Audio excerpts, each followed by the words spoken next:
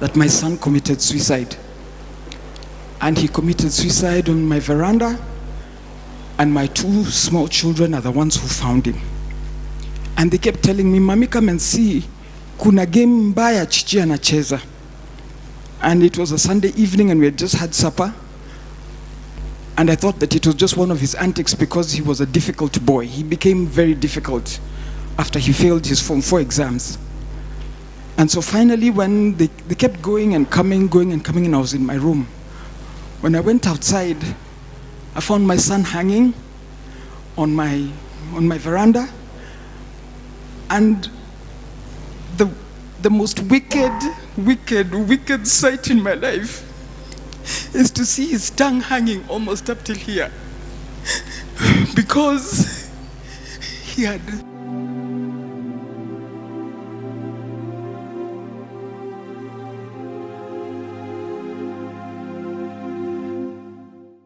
I screamed and I climbed up immediately and I collected him and I put him down and I rushed. I started calling his sisters to take him to hospital.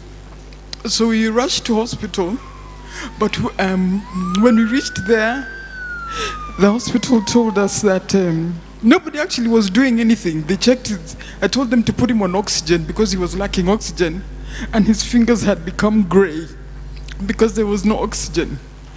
That usually happens after 2 minutes or about 6 minutes of lack of oxygen in the body.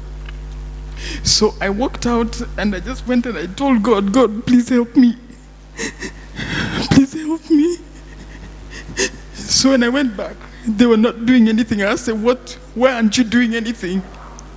And then it just dawned on me that actually it was over. And as it was over, there was no need for oxygen. And there was no need for anything else. And so we had to wait there until we reported to the chief, reported to Embakasi police, and wait until about 3 o'clock when the police vehicle came to take my son and put him in a vehicle car and take him to the mortuary. That is the most wicked, hateful thing that you'll ever need to see. Youth, hakuna kitu ngumu sana ile huwezi kuongea. There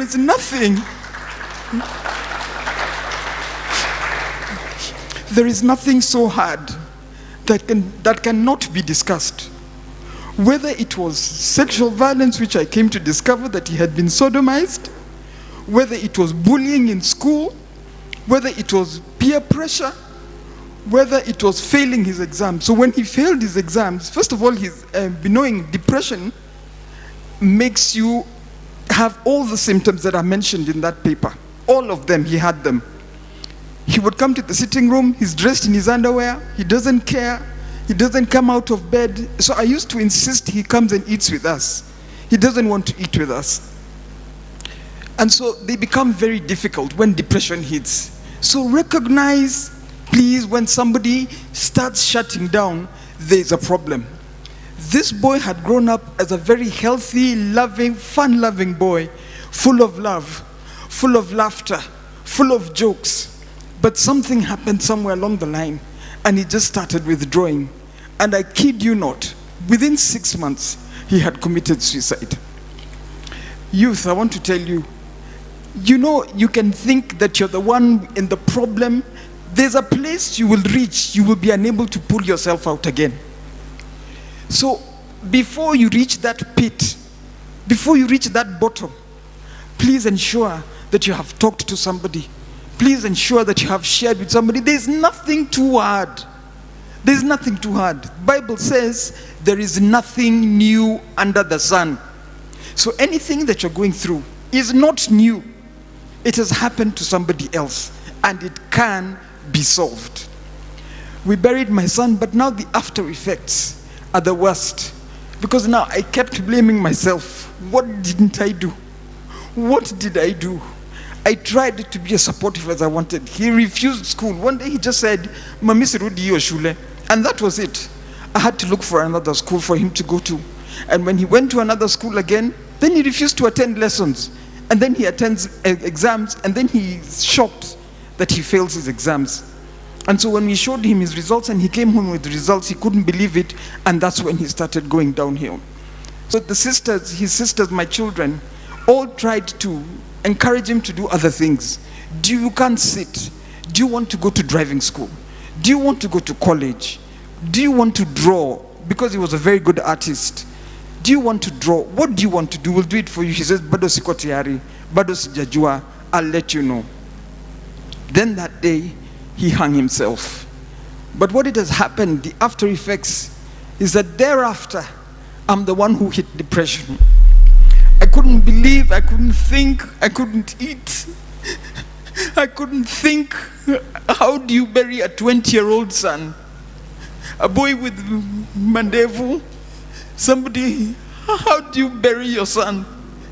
Just how do you bury your son? In August this year, we went to fix his grave. And there's nobody who feels the pain apart from a mother, apart from a brother, apart from a sister. Nobody feels that pain. You might think that you're in a pit, but you're not. There is always help. I want to thank the government for making mental health a priority, because we would have lost so many. When we were going to collect my son that day, we were so many parents. We left at 5 in the morning because we were going to Siaya. And I tell you, 6 parents were there because of suicide. 6 parents. And those that were in there that were waiting to be collected the following day, some were being brought in.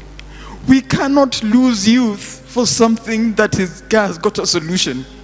We cannot lose you who have got the energy to build our country for something that has got solutions.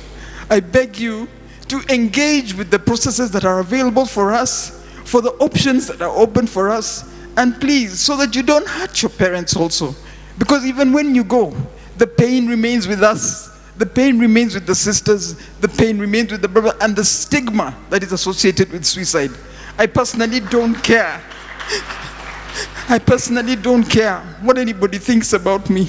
And that is why I said that just to honor my son's memory, I will speak about mental health. Thank you very much.